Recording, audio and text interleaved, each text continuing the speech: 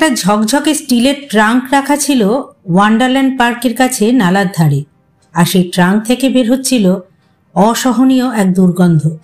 এমন এক দুর্গন্ধ যা মানুষ সহ্য করতে পারছিল না। ছত্তিশগড় রাজ্যের রায়পুরের ডিপড়াপাড়া অঞ্চলে পুলিশ যখন সেই ট্রাঙ্কটা খুলল, তখন তার ভেতর যা পাওয়া গিয়েছিল তা পুরো শহরকে নাড়িয়ে দিয়েছিল। পুলিশ সহ এলাকার সকলের তখন একটাই প্রশ্ন ছিল, এই বডিটা কার? কে এমন নৃশংসভাবে হত্যা করলো আর কেন? এরপর যখন পুলিশ একে একে সত্যের পরত খুলতে শুরু করলো, সামনে এলো এক আইনজীবী আর তার স্ত্রীর এক শয়তানি ষড়যন্ত্র, যা টাকা আর বিকৃত লালসার বিষে ভরা। নমস্কার বন্ধুরা, আমি শ্রী। আমার চ্যানেলে সবাইকে স্বাগত জানিয়ে আজকের সত্য ঘটনা অবলম্বনে গল্প শুরু করছি। আশা করি সবাই ভালো আছেন, সুস্থ আছেন। গল্প শুরু করার আগে সবার কাছে অনুরোধ করব, অবশ্যই ভিডিওটিতে লাইক করবেন এবং গল্পের আসর চ্যানেলটি সাবস্ক্রাইব করবেন, যা একেবারে কিন্তু ফ্রি। আপনাদের একটা লাইক আর সাবস্ক্রাইব কিন্তু আমার এই ছোট্ট চ্যানেলটাকে এগিয়ে নিয়ে যেতে সাহায্য করবে। আপনাদের কাছ থেকে সহযোগিতার আশা রেখেই শুরু করছি আজকের গল্প। আজ আমি আপনাদের বলবো 2025-এর বহু চর্চিত রায়পুরের সুটকেস মার্ডার কেস সম্পর্কে। এই ভয়ঙ্কর গল্পের শুরু ছত্তিশগড়ের রায়পুর থেকে। ডিডিনগর থানা এলাকার ওয়ান্ডারল্যান্ড পার্কের কাছে একটা শান্ত জায়গা ডিপড়াপাড়া। 23শে জুন 2025 দুপুরের সময় হঠাৎ ওই এলাকার বাতাসে তীব্র দুর্গন্ধ ছড়িয়ে পড়তে শুরু করলো। শুরুর দিকে এলাকার মানুষজন ভেবেছিল হয়তো নালা থেকেই আসছে গন্ধটা, তাই তেমন কিছু গুরুত্ব দেয়নি কেউ। কিন্তু গন্ধ যত বাড়তে থাকে ততই শুরু হয় মানুষের অস্বস্তি আর অস্থিরতা। শুরু হয় দুর্গন্ধের উৎসের খোঁজ, যা পরবর্তীকালে সারা শহরকে স্তব্ধ করে দেয়। এলাকার মানুষজনের তখন একটাই প্রশ্ন, এই অসহ্য গন্ধটা আসলে আসছে কোথা থেকে? এলাকাবাসীরা এরপর একে একে ঘর থেকে বেরিয়ে আসে, সবাই রওনা হয় নালার দিকে। গন্ধ এতটাই তীব্র আর অসহনীয় ছিল যে ঠিকমতো নিঃশ্বাস পর্যন্ত নেওয়া যাচ্ছিল না। দুপুর প্রায় 2টোর সময় নালার ধারে ঝোপঝাড়ের ফাঁকে লোকেদের চোখে পড়ল একটা ঝকঝকে স্টিলের ট্রাঙ্ক। সেই ট্রাঙ্কটা এতটাই পরিষ্কার আর চকচকে ছিল যেন একেবারে সদ্য দোকান থেকে কিনে এনে এখানে রাখা হয়েছে। একই সঙ্গে এলাকাবাসী সবার মনে জাগলো এক ভয়ঙ্কর প্রশ্ন, এই এত চকচকে ট্রাঙ্ক থেকে কেন এত ভয়ানক গন্ধ বেরোচ্ছে? ধীরে ধীরে আরও লোক জমতে শুরু করলো, কিন্তু কারোরই সাহস হচ্ছিল না ট্রাঙ্কটা খুলে দেখার। ভয় আর সন্দেহের মাঝখানে একটা অজানা অঘটনের আশঙ্কায় কাঁপতে থাকে সবার মন। অবশেষে স্থানীয়রা সিদ্ধান্ত নিল, এখন আর দেরি করা ঠিক হবে না, পুলিশে খবর দিতে হবে। এলাকাবাসীদের একজন ফোন করে তখন ডিডিনগর থানায় সমস্ত ঘটনা জানায়। খবর পেয়েই ডিডিনগর থানার পুলিশ দ্রুত ঘটনাস্থলে পৌঁছে যায়। পরিস্থিতির গম্ভীরতা বুঝে সঙ্গে সঙ্গেই ফরেন্সিক টিম আর সার্ভেলিয়েন্স টিমকেও ডেকে পাঠানো হয়। ট্রাঙ্কটার ভিডিওগ্রাফি শুরু হয় আর অত্যন্ত সতর্কতার সঙ্গে ট্রাঙ্কটি খোলা হয়। তালা ভাঙতেই ভেতর থেকে বের হয় একটা লাল রঙের ট্রলি ব্যাগ, যা মাঝখান থেকে ফাটা ছিল। পুলিশ যখন ব্যাগটা খুলল, তারাও তখন চমকে যায়।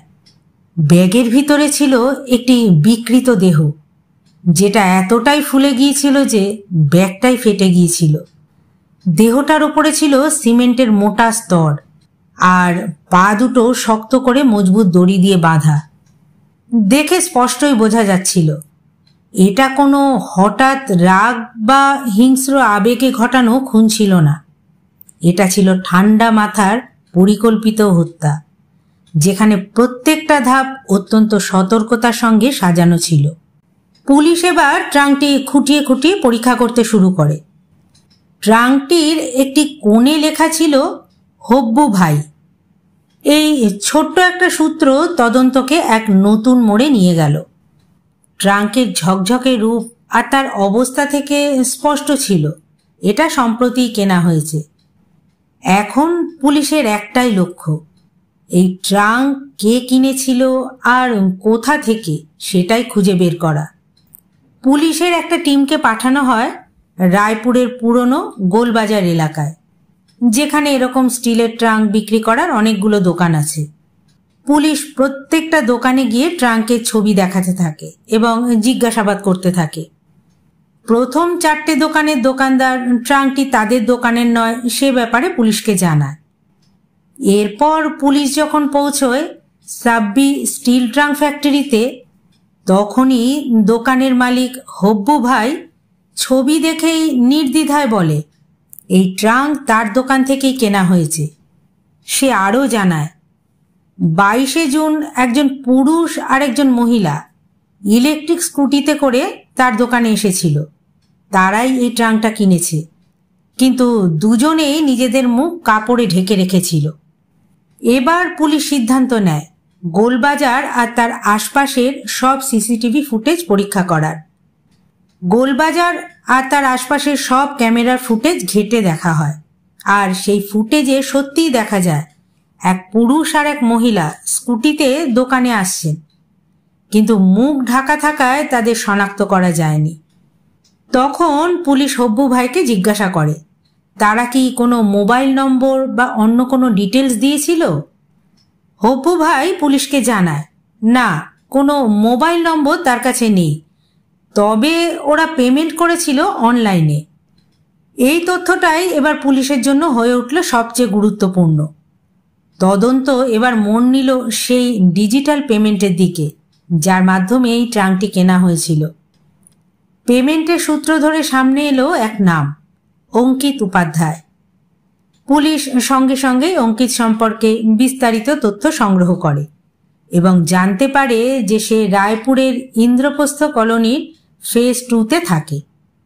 পুলিশের দল আর সময় নষ্ট না করে 23শে জুন সেই ঠিকানায় পৌঁছে যায়। প্রতিবেশীদের জিজ্ঞাসাবাদে জানা যায় অঙ্কিত আর তার স্ত্রী শিবানী শর্মা এই ফ্ল্যাটেরই 6 তলায় থাকে। অঙ্কিত পেশায় একজন আইনজীবী আর পাশাপাশি রিয়েল এস্টেটে ব্যবসাও আছে। অঙ্কিতের বাবা ছিলেন ছত্তিশগড় পুলিশের একজন সাব ইন্সপেক্টর। কিছুদিন আগেই তারা এই ফ্ল্যাটটি কিনেছিল, তেমন বেশি দিন হয়নি ওরা এখানে এসেছে। পুলিশ যখন অঙ্কিতের ফ্ল্যাটে পৌঁছায় দেখে ফ্ল্যাট বাইরে থেকে তালাবন্ধ। প্রতিবেশীদের জিজ্ঞাসা করে জানতে পারে সেদিন সকালেই দুজনে কোনো জরুরি কাজে দিল্লি গেছে। এই তথ্যে পুলিশের সন্দেহ আরও গভীর হয়। মামলার গম্ভীরতা উপলব্ধি করে পুলিশ এবার অঙ্কিত আর শিবানীর লোকেশন ট্র্যাক করতে শুরু করে এবং যোগাযোগ করে তাদের নিকট আত্মীয়দের সঙ্গেও। তারাও জানায় যে অঙ্কিত আর শিবানী 23শে জুন ইভিনিং ফ্লাইটে দিল্লি গেছে। রায়পুর পুলিশ সঙ্গে সঙ্গে যোগাযোগ করে দিল্লি পুলিশের সঙ্গে এবং তাদের পুরো কেসের বিস্তারিত তথ্য শেয়ার করে।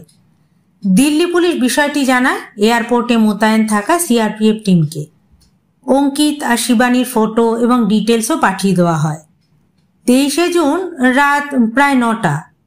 যেই মাত্র অঙ্কিতদের ফ্লাইট দিল্লি এয়ারপোর্টে ল্যান্ড করে সিআরপিএফের টিম অঙ্কিত আর শিবানীকে আটক করে ফেলে। প্রাথমিক জিজ্ঞাসাবাদের পরই শুরু হলো অঙ্কিত আর শিবানীকে রায়পুরে ফিরিয়ে আনার প্রস্তুতি, কারণ হত্যাকাণ্ডটি ঘটেছিল রায়পুরেই। সেই অনুযায়ী 24শে জুন দুপুরে দুজনকে দিল্লি থেকে রায়পুরে আনা হয়। রায়পুরে পৌঁছেই পুলিশ শুরু করে পুরো ঘটনার পেছনের কাহিনী খোঁজার কাজ। পুলিশের কাছে আগেই তথ্য ছিল অঙ্কিত শুধুমাত্র একজন আইনজীবীই নয়, সে রিয়েল এস্টেটের ব্যবসাতেও যুক্ত ছিল। প্রপার্টি ডিলিংয়ে ছিল তার ভালো অভিজ্ঞতা আর যোগাযোগ। অন্যদিকে শিবানী ছিল হাউসওয়াইফ। এবার পুলিশ জানতে চেষ্টা করে এই বিকৃত বডিটি কার আর কেন এই নির্মম হত্যাকাণ্ড। অঙ্কিতদের জিজ্ঞাসাবাদের সময় পুলিশের প্রথম প্রশ্নই ছিল লাল ট্রলি ব্যাগে যে মৃতদেহটি পাওয়া গেছে সেটা কার আর তাকে খুন করার পেছনের কারণ কি। প্রথম দিকে অঙ্কিত আর শিবানী অপ্রাসঙ্গিক কথা বলে পুলিশকে বিভ্রান্ত করার চেষ্টা করতে থাকে। অঙ্কিত নিজে একজন আইনজীবী হওয়ায় নিজের পেশাগত জ্ঞান কাজে লাগিয়ে প্রশ্নগুলো এড়িয়ে যেতে চায়, কিন্তু পুলিশের একটানা কঠোর আর তীক্ষ্ণ জিজ্ঞাসাবাদে ধীরে ধীরে দুজনেই ভেঙে পড়ে। শেষমেশ মনোবল হারিয়ে তারা সবকিছু স্বীকার করে। ট্রলি ব্যাগে যে মৃতদেহটি ছিল তা রায়পুরের হান্ডিপাড়া এলাকার এক ব্যক্তি কিশোর পাইকরার। কিশোরের বয়স ছিল আনুমানিক 55 বছর। তিনি একাই থাকতেন, পরিবার বা কোনো কাছের আত্মীয় তার সাথে থাকতো না। কিছুদিন আগে তার এক গুরুতর সড়ক দুর্ঘটনা হয়েছিল, যার ফলে 2 পায়ে তিনি আঘাত পান এবং এরপর থেকেই ওয়াকার নিয়ে চলাফেরা করতেন। কিশোরের জীবন ছিল একেবারেই নিঃসঙ্গ। যখন পুলিশ জানতে চায় যে এই খুনের প্রকৃত কারণ কি, তখন অঙ্কিত যা জানায় তা সত্যি গায়ে কাটা দেওয়ার মতোই ছিল। কিশোরের মহাদি গ্রামে কয়েক বিঘা জমি ছিল। সেই জমি বিক্রি করতে গিয়েই তার একজন আইনজীবীর প্রয়োজন হয়, আর সেই সূত্রেই কিশোরের সঙ্গে পরিচয় হয় অঙ্কিতের। অঙ্কিত তার পুরো জমি বিক্রি করায় 50 লাখ টাকায়, কিন্তু কিশোর পেয়েছিলেন নির্ধারিত দামের চেয়ে 20 লাখ টাকা কম। এখানেই শেষ নয়, কিশোর বারবার তার জমি বিক্রির বাকি টাকা অঙ্কিতের কাছে চাইতে থাকে এরপর, কিন্তু অঙ্কিত প্রতিবারই বিভিন্ন অজুহাতে এড়িয়ে যেতে থাকে। তারপর যখন কিশোর তার বিরুদ্ধে পুলিশে অভিযোগ দায়ের করার হুমকি দেয়, তখন অঙ্কিত আর শিবানী মিলে এই সমস্যা থেকে চিরতরে মুক্তি পাওয়ার জন্য বেছে নেয় এক ভয়ঙ্কর পথ, এক নির্মম হত্যার পরিকল্পনা করে তারা।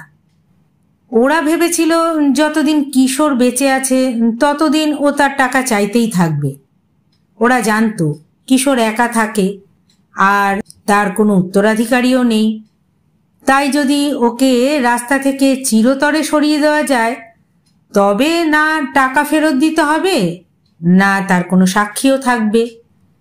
তখন শিবানী অঙ্কিতকে বলে, যদি আমরা কিশোরকেই শেষ করে দিই তাহলে আমাদের আর টাকা ফেরত দিতে হবে না, আর কেউ তো আমাদের বিরুদ্ধে সাক্ষ্য দেওয়ার মতো নেইও।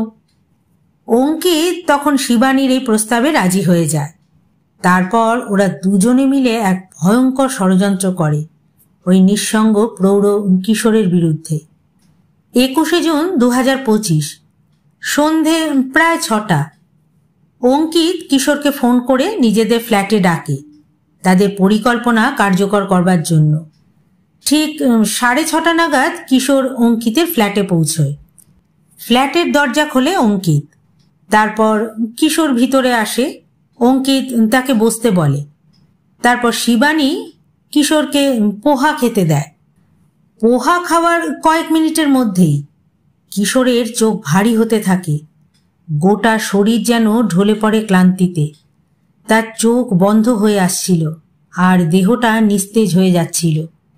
এটাই ছিল সেই মুহূর্ত যার জন্য অঙ্কিত আর শিবানী অপেক্ষা করছিল।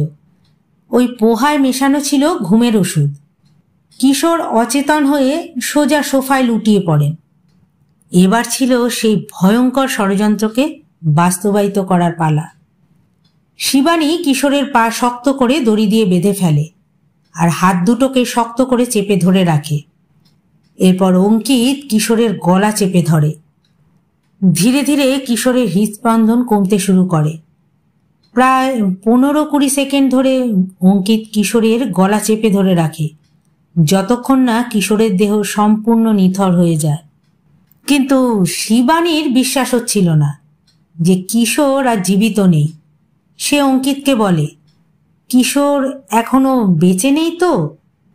তখন অঙ্কিত তার মৃত্যু নিশ্চিত করতে একটা ধারালো অস্ত্র দিয়ে একটার পর একটা আঘাত করতে থাকে কিশোরের দেহে, যাতে কোনোভাবেই সে বেঁচে থাকতে না পারে।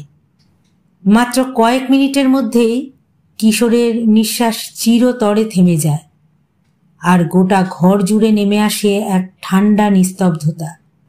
এরপর মৃতদেহটি তোলা হয় সেই লাল ট্রলি ব্যাগে, যেটি তারা আগেই কিনে রেখেছিল। তারপর অপেক্ষা করতে থাকে রাতের। যাতে দেহটি দূরে কোথাও নিয়ে গিয়ে ফেলে দিতে পারে। কিন্তু ঠিক তখনই এক নতুন বিপদ সামনে আসে। ব্যাগ থেকে রক্ত চুইয়ে বেরোতে থাকে, আর সেই রক্ত ঘরের মেঝেতে ছড়িয়ে পড়ে। তখন অঙ্কিতদের মনে হয়, যদি এই অবস্থায় ব্যাগটা বাইরে নিয়ে যাওয়া হয় তাহলে তো লিফট, করিডোর এবং পার্কিংয়ে রক্তের দাগ পড়বে, যা ওদের সরাসরি ফাঁসিয়ে দিতে পারে। বডি সরানোর পরিকল্পনা সঙ্গে সঙ্গে বদলে ফেলা হয়। তারপর অনেক চিন্তা করার পরে শিবানী একটা নতুন প্রস্তাব দেয়। সে অঙ্কিতকে বলে, চলো একটা বড় স্টিলের ট্রাঙ্ক কিনে আনি, তার মধ্যে ব্যাগটা রেখে দিই, আর ট্রাঙ্কটা কোনো নির্জন জায়গায় তারপর ফেলে দিয়ে আসি।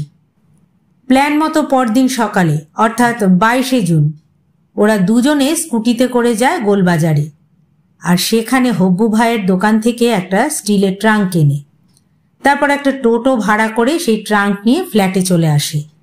কিন্তু তখনও আরেকটা সমস্যা বাকি ছিল।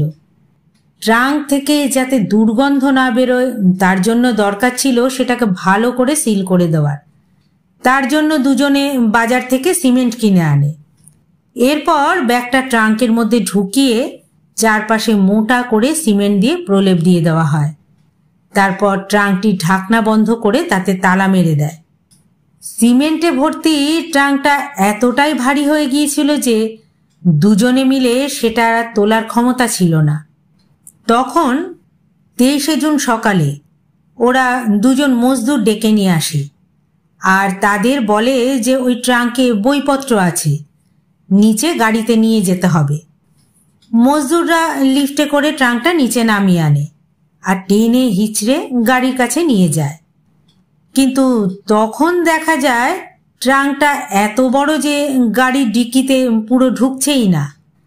একরকম জোর করে গুজে কোনো রকমে ডিকিতে ট্রাঙ্কটাকে আটানো হয়, কিন্তু ডিকির দরজা কিন্তু আর বন্ধ করা যায় না, ফলে সেটা খোলা অবস্থাতেই থেকে যায়। এই সমস্ত কাজকর্ম যখন চলছিল ঠিক সেই সময় ফ্ল্যাটের আরেক বাসিন্দা লিফটে করে নিচে নামছিল। সে লিফটে একটা অদ্ভুত গন্ধ পায়, আর ফ্লোরেও রক্তের হালকা দাগ দেখতে পায়। ভদ্রলোকের মনে তখন তৎক্ষণাৎ সন্দেহ জাগে যে কিছু একটা অস্বাভাবিক ঘটনা ঘটেছে। সঙ্গে সঙ্গে সেই ব্যক্তি সিকিউরিটি গার্ডকে ডাকে আর তাকেও পুরো ঘটনাটা জানায়। ওদিকে ততক্ষণে অঙ্কিত আর শিবানী ট্রাঙ্ক সহ গাড়ি নিয়ে রওনা দেয় রায়পুর থেকে। প্রায় 150 কিলোমিটার দূরে ডিপরাপাড়ায় পৌঁছে নালার কাছে গিয়ে একটা নির্জন জায়গায় তারা ঝোপের মধ্যে ট্রাঙ্কটা গিয়ে রেখে দেয়। তারপর সরাসরি রায়পুর এয়ারপোর্টের দিকে রওনা হয়ে যায়। দিল্লির ফ্লাইটের টিকিট তো তারা আগেই বুক করে রেখেছিল। এরপর বোর্ডিং পাস নিয়ে দুজনে ফ্লাইটে উঠে ভাবে যে তাদের অপরাধ তারা পিছনেই ফেলে এসেছে। কিন্তু তারা এটা জানতো না যে পুলিশ তাদের থেকে এক ধাপ এগিয়েই ছিল। পুলিশ ফ্ল্যাটের সিসিটিভি ফুটেজ সংগ্রহ করে, আর তাতে স্পষ্ট দেখা যায় কিশোর ওয়াকার নিয়ে লিফটে উঠছেন, ফ্ল্যাটে ঢুকছে। আবার পরের দিন দুজন মজদুর ট্রাঙ্কটি লিফটে করে নিচে নামিয়ে নিয়ে যাচ্ছে। সিসিটিভি ফুটেজে লাস্ট কিশোরকে জীবিত অবস্থায় দেখা গিয়েছিল। এরপর CCTV footage, digital payment proof, প্রতিবেশীদের তথ্য আর সিকিউরিটি গার্ডের বয়ান, এই সব মিলিয়ে পুলিশ সমস্ত তথ্য প্রমাণ জোগাড় করে ফেলে। অঙ্কিত আর শিবানী নিজের অপরাধও স্বীকার করে নেয়। পুলিশ পরে তাদের ফ্ল্যাটে গিয়ে তল্লাশি চালায়। সেখানে রক্তের দাগ, সিমেন্টের গুঁড়ো আর দড়ির টুকরো পাওয়া যায়। এইভাবে এক ঠান্ডা মাথার পরিকল্পিত খুনের রহস্য উন্মোচন করে পুলিশ। একজন অসহায় প্রৌঢ়ের আর্তনাদ নীরব হলেও ন্যায় বিচারের পথ থেমে থাকেনি। এখন অঙ্কিত আর শিবানী পুলিশের হেফাজতে। প্রাথমিক জিজ্ঞাসাবাদের পর তাদের জেল হেফাজতে পাঠানো হয়েছে। তবে এই কাহিনী শুধুমাত্র একটা হত্যার কাহিনী নয়, এটা লোভ, বিশ্বাসঘাতকতা আর মানবতার ভাঙনের গল্প। কিশোর পাইকরা অঙ্কিতের ওপর ভরসা করেছিলেন, কিন্তু সেই ভরসাই হয়ে উঠল তার মৃত্যুর কারণ। এই ঘটনা আমাদের সমাজের জন্য একটা বড় শিক্ষা প্রত্যেক সম্পর্ককে ভালো করে যাচাই করা, প্রতিটি পদক্ষেপ বুঝে ভেবেচিন্তে প্রত্যেকেরই নেওয়া উচিত। আমার এই ঘটনার কথা বলার উদ্দেশ্য কাউকে কিন্তু ভয় দেখানো নয়, আপনাদের সকলকে সচেতন করা, সতর্ক করা। এই ঘটনা শুনে আপনারা কি ভাবছেন কমেন্ট করে কিন্তু অবশ্যই আমায় জানাবেন। আর যদি আমার এই প্রচেষ্টা ভালো লেগে থাকে তবে ভিডিওটিতে একটা লাইক করবেন, শেয়ার করবেন আর চ্যানেলটি সাবস্ক্রাইব করে আমার পাশে থাকবেন। কথা হবে আবার পরের ভিডিওয়। ততক্ষণে সকলে ভালো থাকুন। ধন্যবাদ।